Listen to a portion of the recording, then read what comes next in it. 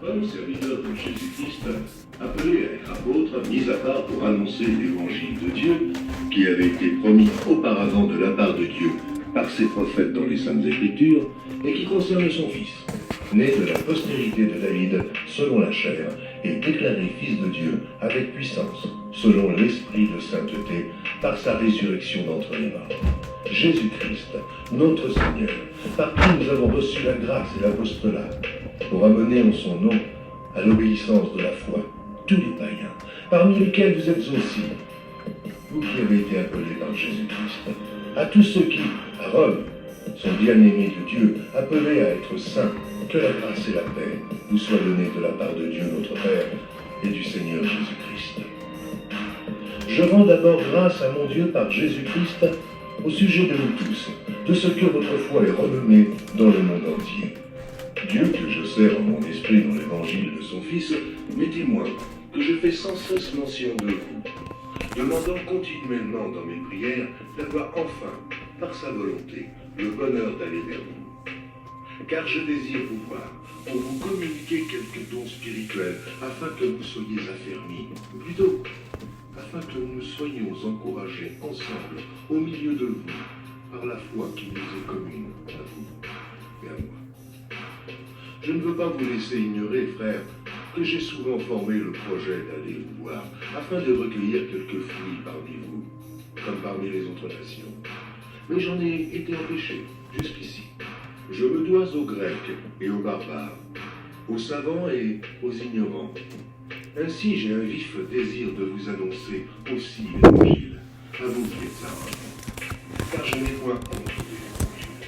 C'est une puissance de Dieu pour le salut de quiconque croit, du juif premièrement, puis du grec, parce qu'en lui est révélée la justice de Dieu par la foi et pour la foi, selon qu'il est écrit, le juste vivra par la foi.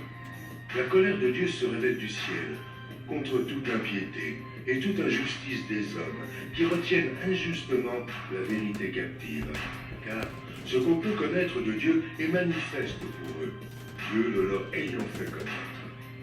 En effet, les perfections invisibles de Dieu, sa puissance éternelle et sa divinité, se voient comme à l'œil, depuis la création du monde, quand on les considère dans ses ouvrages.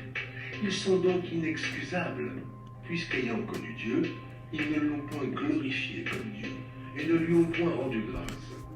Mais ils se sont égarés dans leurs pensées, et leur cœur sans intelligence a été plongé dans les ténèbres.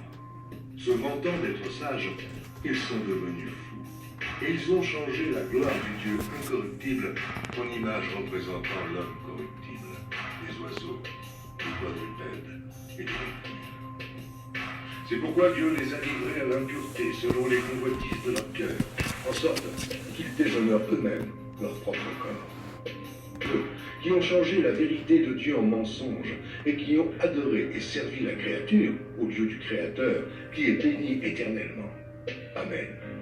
C'est pourquoi Dieu les a livrés à des passions infâmes, car leurs femmes ont changé l'usage naturel en celui qui est contre nature, et de même les hommes, abandonnant l'usage naturel de la femme, se sont enflammés dans leurs désirs, les uns pour les autres, commettant un avec un des choses infâmes, et recevant en eux-mêmes le salaire que méritait leur égarement. Comme ils ne se sont pas souciés de connaître Dieu, Dieu les a livrés à leur sens réprouvé pour connaître des choses indignes, étant remplis de toute espèce d'injustice, de méchanceté, de cupidité, de malice, plein d'envie, de meurtre, de querelle, de ruse, de malignité, rapporteurs, médisant, impie, arrogant, hautain, fanfaron, ingénieux au mal, rebelles à leurs parents, dépourvus d'intelligence, de loyauté, d'affection naturelle, de miséricorde. Eh bien, qu'ils connaissent le jugement de Dieu, déclarant dignes de mort ceux qui commettent de telles choses. Non seulement ils les font, mais ils approuvent ceux qui les font.